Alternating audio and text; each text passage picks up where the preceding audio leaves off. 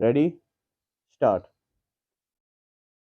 सभापति महोदय, ये शब्द मेरे नहीं है बल्कि राष्ट्रपिता के हैं। स्टॉप।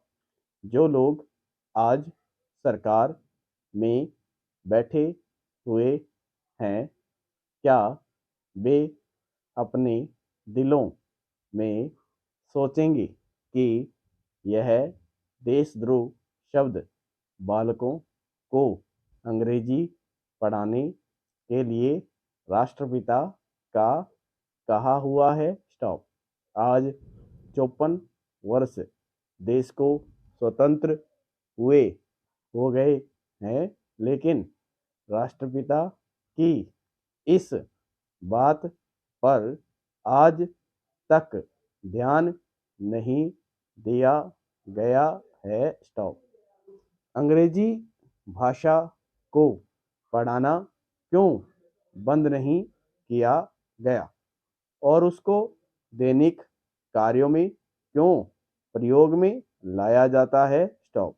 मैं इस बात को कई बार इस सदन में कह चुका हूँ और मैंने इस विधान परिषद की नियमावली में एक वर्ष पहले एक संशोधन भी रखा था, लेकिन मेरा दुर्भाग्य है कि वह संशोधन वर्ष से इस सदन में प्रस्तुत नहीं हो सका। स्टॉप।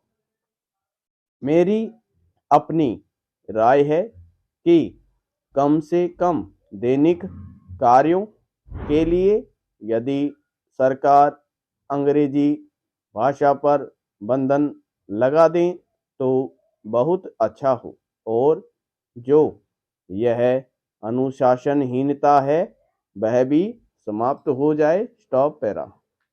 सभापति महोदय, जैसा कि मेरे मित्र ने कहा, लड़कों के माता पिता अंग्रेजी का प्रयोग करते हैं और उनके शिक्षक भी उनका प्रयोग करते हैं। फिर बालकों पर उसका प्रभाव क्यों नहीं पड़ेगा? स्टॉप। मैं उनसे सहमत हूँ कि बालकों में नकल करने की आदत होती है। स्टॉप। जैसा वे अपने बड़ों को करते देखते हैं वैसा ही वे करते हैं। स्टॉप। अगर हम कोई बुरा काम करेंगे तो उसका प्रभाव बालकों पर अवश्य पड़ेगा। स्टॉप। आप देखेंगे कि जिस मनोवृत्ति के माता पिता और शिक्षक होते हैं उसी प्रकार के